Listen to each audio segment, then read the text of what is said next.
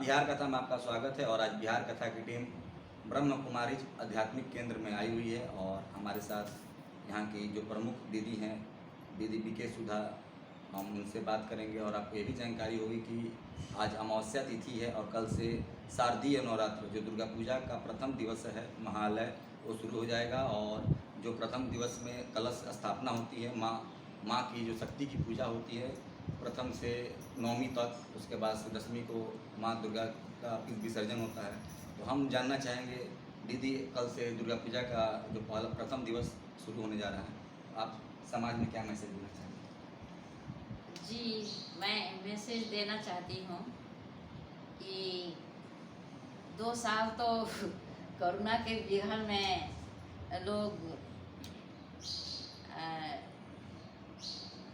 खुशी जो मनुष्य के अंदर में लहर जो आती थी दुर्गा पूजा का, वो तो नहीं हो पाया था। लेकिन इस बार दुर्गा माँ हर रूप से सभी को वरदान देने के लिए आई है।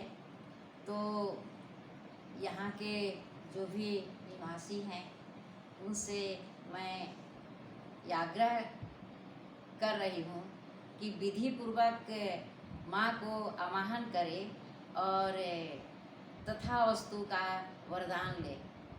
और हम लोग संस्था वाले भी चेतन दुर्गा यहीं बबुनिया मोड़ पर ही कर रहे हैं। जो यहाँ के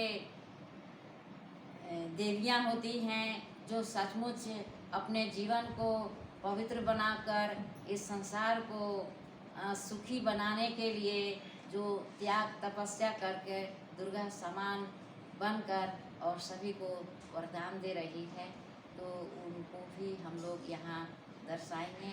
और मैं सिवान वासियों से आग्रह करती हूँ ये दुर्गा चेतन दुर्गा जरूर देखें और उनसे वरदान लें। तो आपने सुना कि दीदी बीके सुधा जी ने बताया कि चेतन दुर्गा कैंप का भी ये लोग आयोजन किए हुए हैं बगुनिया मोड़ पर।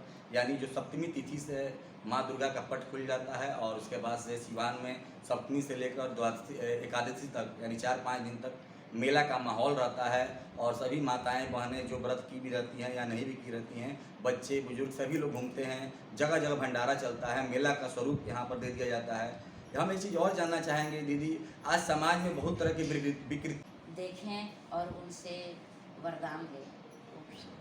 तो आपने सुना कि दीदी बीके सुधा जी ने बताया कि चेतन दुर्गा कैंप का भी ये लोग आयोजन किए हुए हैं बगुनिया मोड़ पर। यानी जो सप्तमी तिथि से माँ दुर्गा का पट खुल जाता है और उसके बाद से सिवान में सप्तमी से लेकर द्वादशी एकादशी तक यानी 4-5 दिन तक मेला का माहौल रहता है। और सभी माताएं बहनें जो व्रत की भी रहती हैं या नहीं भी की रहती हैं, बच्चे बुजुर्ग सभी लोग घूमते हैं। जगह जगह भंडारा चलता है, मेला का स्वरूप यहाँ पर दे दिया जाता है। हम एक चीज़ और जानना चाहेंगे दीदी, आज समाज में बहुत तरह की विकृतियाँ हैं। सभी लोग कहीं ना किसी न किसी रूप में परेशान रह रहे हैं। बहुत ज़्यादा जो पैसा कमा रहे वही परेशान है, जो बहुत कम कमा रहे वही परेशान है। तो दुखों से निवारण के लिए क्या उपाय किया जाए? दुखों से निवारण के लिए ये राजयोग है जी। यहाँ गहराई से शिक्षा दिया जाता है। हर व्यक्ति को यहाँ हल मिलता है। और ये कलयुग के अंतिम समय में हर व्यक्ति परेशान है, उसका हल ये ज्ञान से होता है। और ये ज्ञान भक्ति अलग चीज़ है, ज्ञान अलग चीज़ है। यहाँ ऐसा समझ दिया जाता है जो मनुष्य अपने आप में हल कर सकता है और परिस्थितियों से उभर सकता है। राजयोग मनुष्य को जीवन जीने की कला सिखाती है। राजयोग हर राजों को खोलती है। राजयोग समय को दर्शाती है।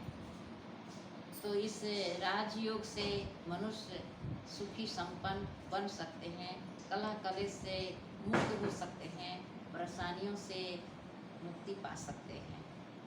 तो आप लोगों ने सुना कि राजयोग जो है, इससे कलह और जो दुख है उससे आप मुक्ति पा सकते हैं। और अपने कैमरामैन से हम बोलेंगे कि थोड़ा आप कैमरा को घुमा के दिखलाएं कि जो यहाँ पर क्लासेस चल रहे हैं ब्रह्मा कुमारी संस्था के द्वारा आध्यात्मिक, इसमें माताएं हमारी आई हुई हैं, बहनें आई हुई हैं, शहर के जो इंटेलेक्चुअल समाज के लोग हैं वो भी आए हुए हैं। यानी कहीं ना कहीं आप यहाँ पर आकर आप उसका लाभ ले सकते हैं और अपना जीवन को, अपने मन को एकाग्र कर सकते हैं, जीवन को धन्य बना सकते हैं। दीदी ने भी बतलाया कि ज्ञान और भक्ति दोनों ये अलग अलग शब्द हैं। अगर आप भक्त हैं तो फिर आप जो चाहे वो पा सकते हैं, भगवान के आप सबसे प्रिय होंगे। इसके लिए आपको कोई ज़्यादा विशेष कोई जानकारी की जरूरत नहीं है। भक्त मतलब ही होता है कि भगवान को जो सबसे प्यारा हो, सबसे माने अद्वितीय हो। और एक चीज़ और हम लोग आग्रह करना चाहेंगे कि आप भी ज़्यादा से ज़्यादा संख्या में यहाँ पर आएँ ब्रह्म कुमारी संस्था में, और आप भी आध्यात्मिक लाभ लें और अपने जीवन को धन्य बनाएं। मैं कैमरामैन संतोष के साथ दीपक कुमार, बिहार कथा सीमा।